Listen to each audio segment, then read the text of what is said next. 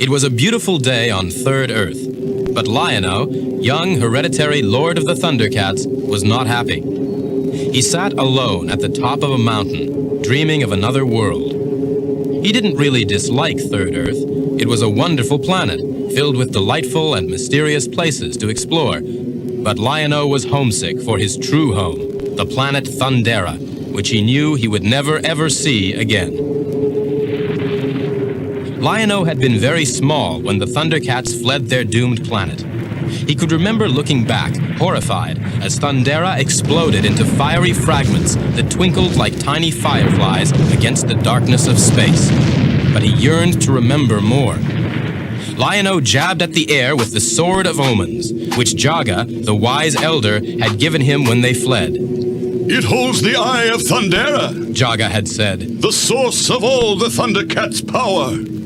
Jaga had given his life to save the Thundercats. But sometimes, just when Lion-O needed him most, a magical thing happened. Jaga appeared to him, in spirit, there on Third Earth. I wish Jaga were here now, said Lion-O.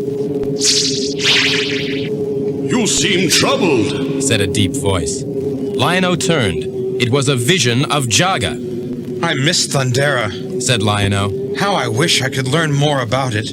Jaga smiled. There is a way. I can show it to you. How? said Lion-O.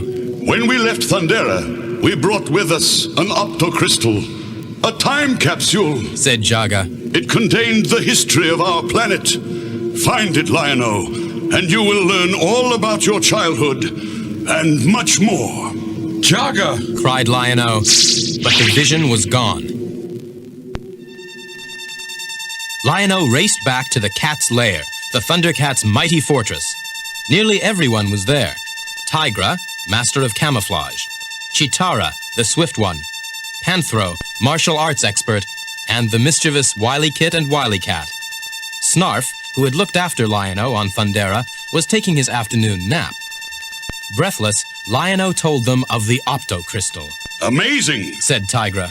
I thought it was destroyed when we crashed to Third Earth. How can we find it? Lion-O asked eagerly. Panthro drew a crude map. We must make a thorough search of the area. Get Snarf, Lion-O, and we'll each take a different direction. Within minutes, they were off. Can't we stop and take a break? Whined Snarf a little later, as he and Lion-O hiked through the forest of the unicorns. In a minute, said Lion-O. Soon they came to the River of Despair. Its slimy purple and green waters gurgled sluggishly in the sunlight. Oh, dear, moaned Snarf. How will we ever get across that? Lion-O laughed. What's the matter, Snarf? Can't you swim? And to Snarf's dismay, the young lord began to wade into the murky waters. Suddenly, the river seemed to explode. Reared a horrible black widow shark. She chomped her vicious jaws and roared with rage as Lion-O leapt back to the safety of the riverbank just in time. You are very lucky, my young friend. A high, sweet voice sang out from the woods.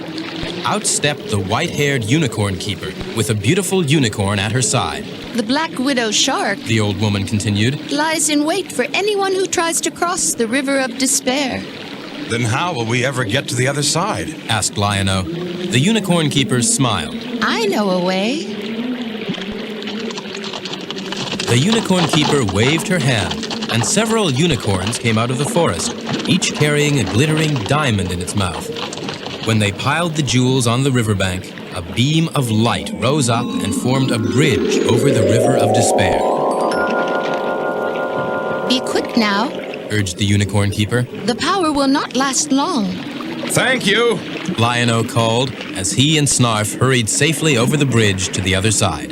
Now they could continue their quest for the optocrystal. But elsewhere, another Thundercat had dug up a few problems of his own. Burrow,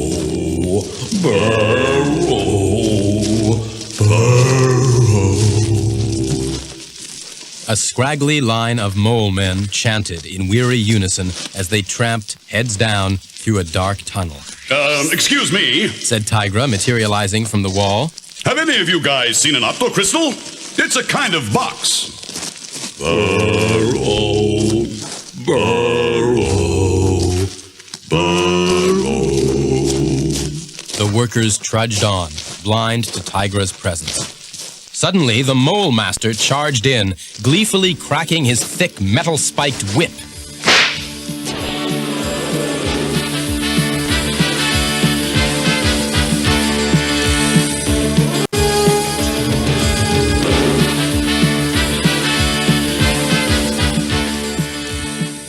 You lazy mole men! He bellowed. You must work harder!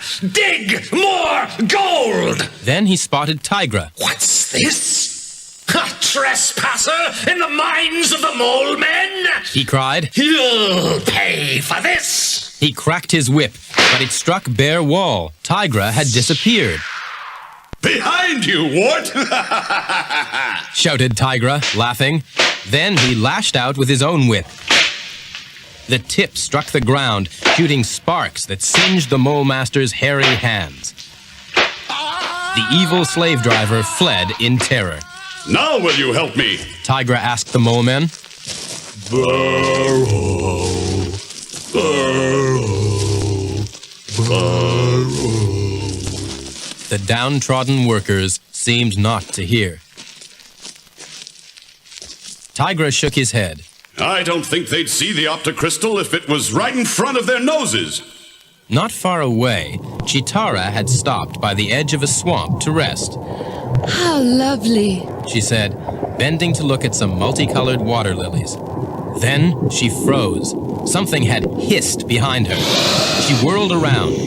A giant serpent struck with lightning speed, but Chitara, even faster, blocked its lethal blow with her magic staff.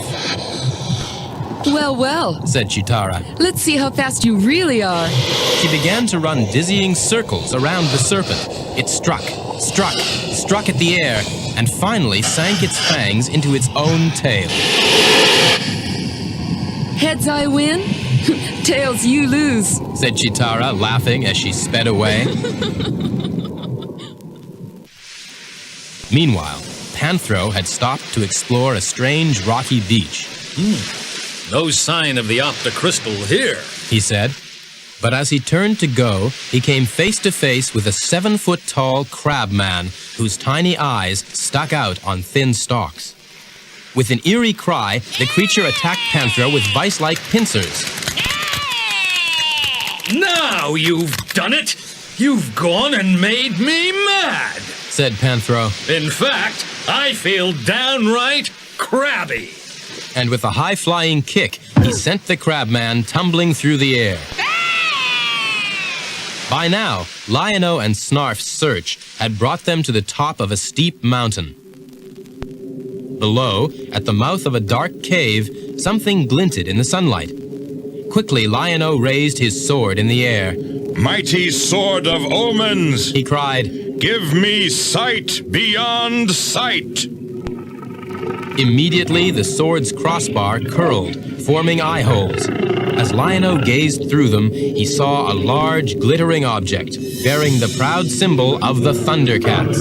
Snarf, it must be the optocrystal. Cried Lion-O. Time to call the others. Lion-O stood tall on the mountaintop and raised the Sword of Omens to the heavens. Thunder, thunder, thunder, Thundercats! Ho! He cried. Immediately, the sword began to glow, and then grew to 3 times its length.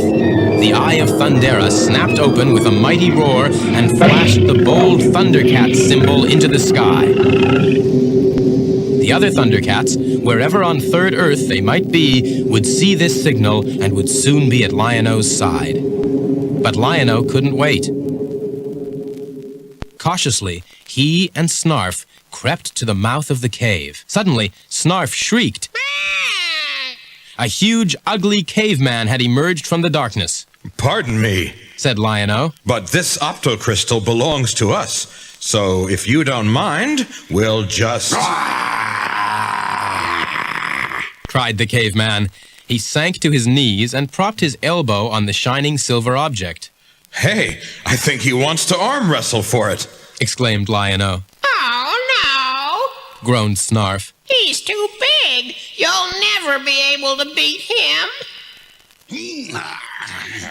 By the time the other Thundercats had raced into the clearing, Lion-O and the caveman were locked in a contest of pure strength, their arm muscles rippling with effort.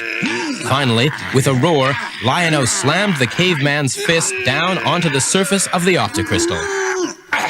He did it! Wily Kit and Wily Cat shouted at once, dancing around the clearing. The caveman grunted and disappeared into the cave. Now, Said Lion-O. let's take this octocrystal home, where it belongs. Back at the cat's lair, Lion-O watched the octocrystal's flashing images again and again.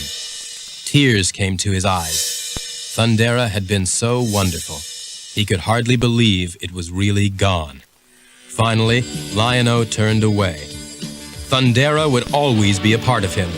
Now, it was time to make Third Earth his new home.